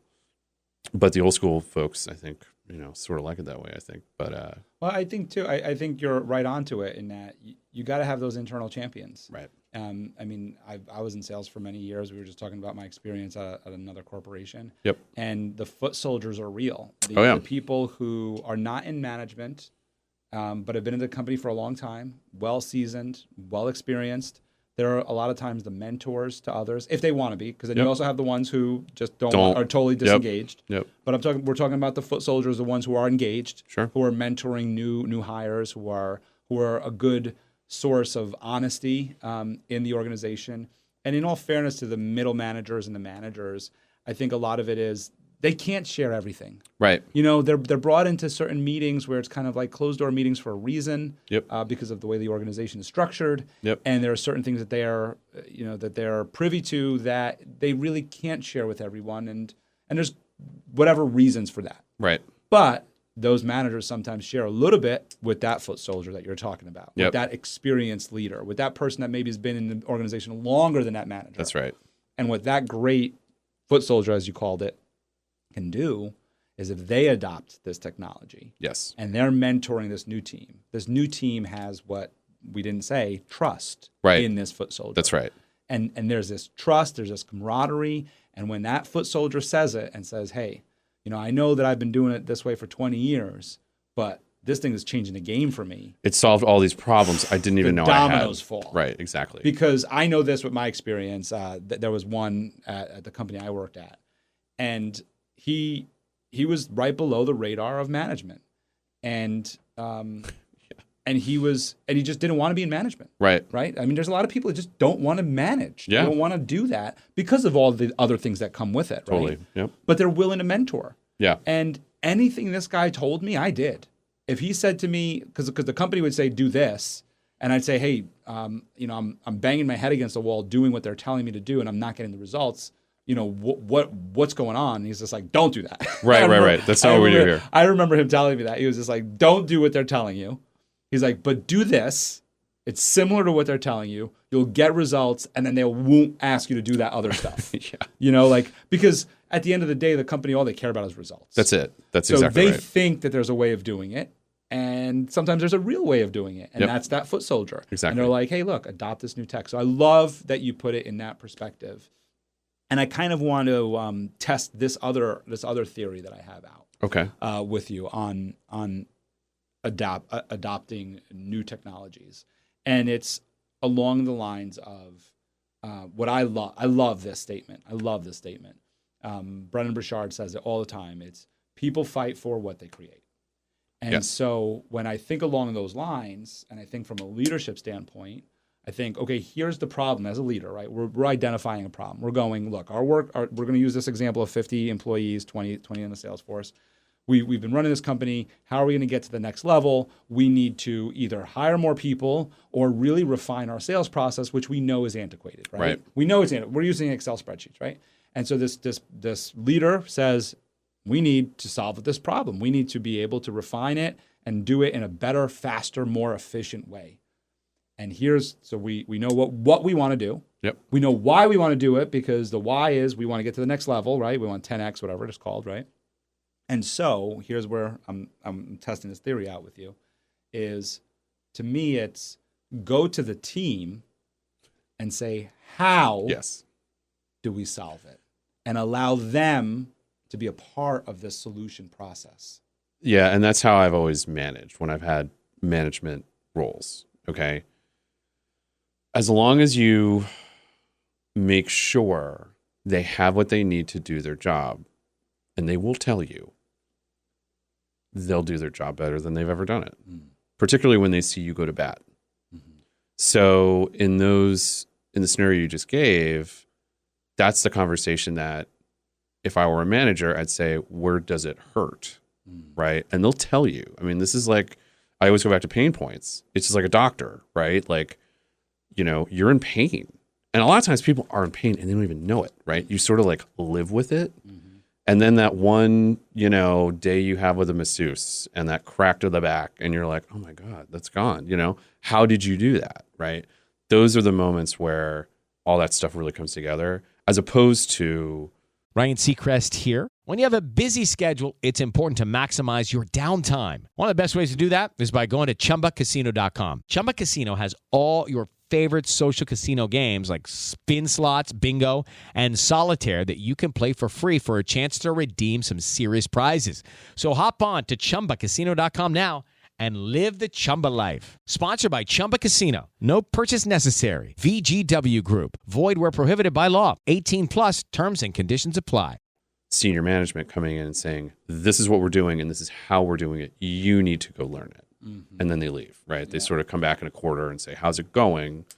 And half your team is gone because they're like, screw this place. They're not helping me out. I'm here to help them. So that's sort of my my approach to it. And you're right on. I mean, it's this, and Salesforce is aware of this. Is they are often not selling to senior leadership. They are often selling to that just below management individual who's in the space where they're actually involved with a lot of data collection, a lot of data analysis, a lot of reporting, and they're on spreadsheets or they're on Google Sheets or whatever they are, right? And they look at this product and they take it to their boss and they go, hey, this thing would really help us. Here are the 5 ways this can help us. Now, of course, Salesforce has teed them up, right, for this in their marketing, but it really does help. And that's really the getting, again, that champion in that space to really push it. Yeah. And I mean, I experienced it myself when I was starting out in insurance. I worked at a small agency where we didn't have anything. Right. And I was the one checking out Zoho. Right. Zoho. Yeah. I was the one checking out all these different CRMs. Streak was another one. Yep. And I was. And in your mind, you're going, there has to be an easier way. There has to be an easier way. And right. That's exactly it. Yeah. And we end up being the ones that fight for these platforms. Right. That fight for this technology. And so that's why I really believe that if you're a leader and you want to implement a new tech or a new software or a new solution in your organization, I love what you said. It's ask them, do you see the same problem? Right. Are we on the same page here? Are you experiencing the problem that I'm seeing from top down? Right. Because management's seeing it or ownership is seeing it from a spreadsheet type of problem. That's right. They're going, we're not getting enough leads in, we're not closing enough deals. We're right. talking about the sales team, right? Sure. We're not getting enough leads, we're not closing enough deals, we're not getting enough at bats, right? Yeah. And so they go to the sales team and say, is this true? Sales team says, yeah, it's true. Okay, so what's the problem? Let's identify it. Well, I'm spending 10 hours doing a spreadsheet a week, right? Exactly. Okay, so if we were able to, as a leader, if we were able to reduce that time to maybe 2 hours, right, to maybe even less than that, right, because maybe it's automated, right, would that help you? Of course it would. Yeah, of course it would. Okay, and I think now, okay, great, come to me with 3 solutions. Right. You come up with the 3 solutions because if you come up with them, like you just said, you're going to sell me on the ones that you want. Exactly. And if you're selling me on it, then I don't have to get you to adopt to it. Right. You're adopting it because you're selling me on it. Exactly. And you get that going, and then you get that positive feedback loop, right? That space where people are contributing good ideas and then seeing the outcome. Yeah. And what was it? People fight for what they create. Yeah. Once you get that going, it's like you can almost sit back and just let it happen. Yeah. And that's a trick, right? That's definitely something that takes time. And I think the cool part about that too is when you think about goals, which is the next part of it all, is like when you think about goals and sales goals and all quotas and all this other stuff, is at that point the sales team is coming up with their own goals and their own quotas because they're saying because in their pitch to management they're saying, if we had this, I could do X, right? And then where are we back? We're back to XYZ. That's right. Yeah, exactly. and they've created their own XYZ. So I'm happy that we had this conversation about it. And I'm curious, anybody listening too, of what your thoughts are on it. So definitely hit me up on that.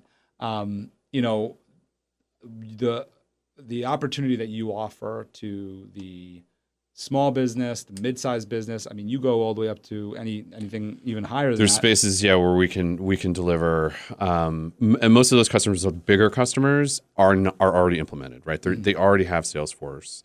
It is kind of a hired gun thing, right? It is, hey, we've got this problem we're trying to solve for. It might be organizational. There's conversations I'm having with a very large commercial real estate development firm. And they're doing a lot of things right, but the product owner I know is like, well, we're doing a lot of things that are not right from a delivery standpoint internally. When I say delivery internally, I mean they're using Salesforce to run their entire business. And they have a dev team that is working as fast as they can to deliver all of these things and features to the salespeople because once the salespeople are in on it, they get hooked, right? I mean, they have this release cycle, right, where we're going to release new stuff every month or every quarter or whatever.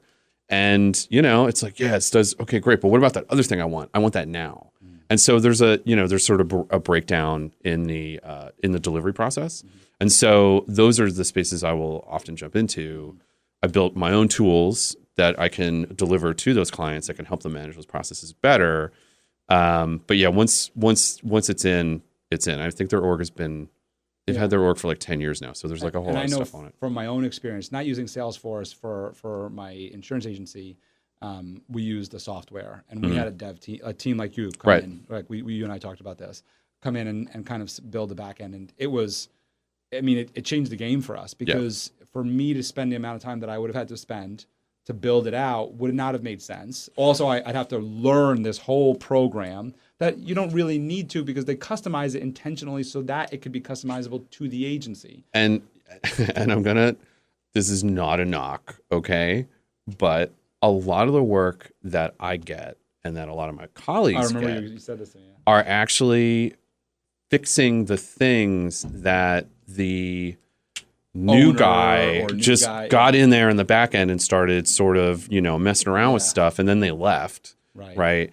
And they're doing it in such a way that they're not following any best practices associated with software development, because what we're talking about is a software development platform. It's still software. Right. So, if you go in there, and there's a great article in Forbes, I'll send it to you.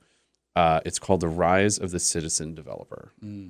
And because these platforms are low code or no code, all the things that they're building don't require any sort of development interface. Right. You don't need it. You just tell it what you want it to do, and it does it. Well, that creates what's known as technical debt. And the technical debt is what gets in the way of someone coming in 3-4 years later who's like, oh man, I'm going to do this. And then it's like, no, you're not, because there's a year or two of technical debt you need to take care of first before you go to do that thing. It's like a house, right? There's like deferred maintenance. You buy a house, it needs a new roof. Well, does it need a new roof? I don't know. Are we going to do that this year? And then you sell it with that old roof. Someone's got to put a new roof on there. Is it you during the sale, or is it the new buyer? It might be the new buyer, right? And so it's the same process. It's like you continuously take care of it and continuously deliver what you need to deliver within the best practices that you know, or you just fucking, pardon my French, slap it together, walk away, and let someone else deal with it later. Right. Yeah. I think that's a really good analogy on way to put it. One of the things I always like to wrap with is a mantra, and I really liked yours. It's deep, and really, it really is deep. It's I am a drop in the ocean. I am the ocean. I'm curious on where you got that. I don't know. I probably heard it on NPR. But it came from somewhere. I don't know. What does it mean to you is really what matters. It's as individual as we are, we're all connected, right? And I think that was part of my process of like reconnecting a lot with people in face to face, like what we're doing now, and just being conscious. You need to be super conscious of it. I do feel like some people get a little too carried away with some elements of wellness and consciousness and the things around you. Like, you can just accept where you are and who you're with and what you're doing, and just know that even if you feel alone, you're still connected to everything. And I think that's just really important to kind of like carry through. I think it's really cool, and it's a really great point about that connection to everything. I'm loving Adam Grant. I'm currently reading one of his books, and when we see that we're connected, it makes things so much. It makes the things that we make so big that we inflate so much smaller. And the thing that I'm trying to reference right now is he talks about this pitcher who was trying to make his way into majors and just couldn't make it. R.A. Dickey, trying to make his way in the majors, just couldn't make it, and finally gets his big break to the majors. But it's still kind of like not there yet. And that finally gets his big break, and that year he decides, I'm going to go climb Mount Kilimanjaro, the highest peak in Africa. Okay. And the Mets, who had signed him, said, listen, if anything happens to you, we're breaking the contract. Like, Meanwhile, this guy's been working his whole butt off his whole time. He's 37 years old. He's way past his prime to get to the majors. He made it, and he decides, I'm going to go climb this mountain. But he climbs it. And he said that when he got there, it was extraordinary because he realized how small he is. Right. And that season was his best season of his career, but also in the books, in the record books. For the Mets, like it was most games pitched without a hit, something like 32 games, or without some sort of stat that was important for MLB. Sure. Not for this conversation. Yeah. The point is that by climbing his peak, and we're talking, and I'm bringing it to the connection piece, is like we realize how small we are. Yeah. How none of this, it matters, but it doesn't matter to the level of importance that we put on it. That's right. And I think that's why, and I swear to God, I'm not going there, but I think that's why people say that politics is local, right? It's about this relationship that you have with people and how you manage those relationships, right? But we get spun up into other spaces that aren't inconsequential, but they're really just not that important. You know, it's what you're doing now with the connections you have now, and with the people around you. I think people, I don't know if we've evolved enough yet to really consistently put ourselves outside of our own spaces to really feel what other people are feeling or what situations exist. I think we are inherently pretty self-motivated, and that's fine. That's sort of how it goes, right? But I do think that, to your point, it's like you have to have an experience, or have an experience happen to you without, perhaps he clearly was voluntarily doing that, right? Yeah. But I think a lot of times it's the experiences that are involuntary that sort of remind you how connected you are to other things and how small you really are. Yeah, and the drop in the ocean thing, I mean, here, the thing that's cool about this quote is like, it says, I am a drop in the ocean, I am the ocean. And the coolest part about that we know, is that because we consume water, and water is part of our ecosystem, right? And it's been here for billions of years on this planet, we've consumed the same water coming from the ocean and the rain and all the different streams and ourselves. Perpetually. That we are truly all connected through this thing of water, where our bodies are 80% water. And I mean, so it's not just a quote.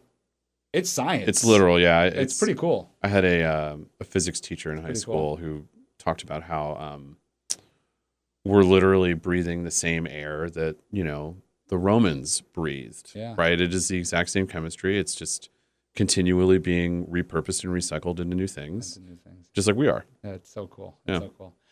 If anybody, of course, this will be in the show notes, but I want to just make sure for all of our audio listeners, want to get in touch with you, want to learn about how they can hire you or learn more about your services, even just to get a demo. Yeah. How can they reach you? They can reach me at Andy at WHY Upskiller, UPSKILLR.com. That's also the domain name for the website. They can find me on LinkedIn. I have an open profile, so you can search for me pretty easily. That's yupskiller.com. Real simple. Yupskiller.com. That's right. So just check it out there, and I'll be in the show notes. It's been awesome getting to know you today. It's been really, really nice. This flew by. Yes. And I told you. Well, and I love to talk too, so I think we're in a good space on that one. But this is really great. I really appreciate you doing this. Thank you for listening to The Michael Esposito Show. For show notes, video clips, and more episodes, go to michaelespositoinc.com/podcast. Thank you again to our sponsor, Den 10 Insurance Services, helping businesses get the right insurance for all their insurance needs. Visit den10.io to get a quote. That's DENTEN.io. And remember, when you buy an insurance policy from Den10, you're giving back on a global scale. This episode was produced by Uncle Mike at the iHeart Studios in Poughkeepsie. Special thanks to Lara Rodrian for the opportunity and my team at Michael Esposito, Inc. How to have fun, anytime, anywhere. Step 1. Go to ChumbaCasino.com. ChumbaCasino.com. Got it. Step 2. Collect your welcome bonus. Come to Papa welcome bonus. Step 3. Play hundreds of casino-style games for free. That's a lot of games. All for free? Step 4. Unleash your excitement. Woohoo! Chumba Casino has been delivering thrills for over a decade. So claim your free welcome bonus now and live the Chumba life. Visit ChumbaCasino.com. VGW Group. No purchase necessary. Void where prohibited by law. See terms and conditions. 18+.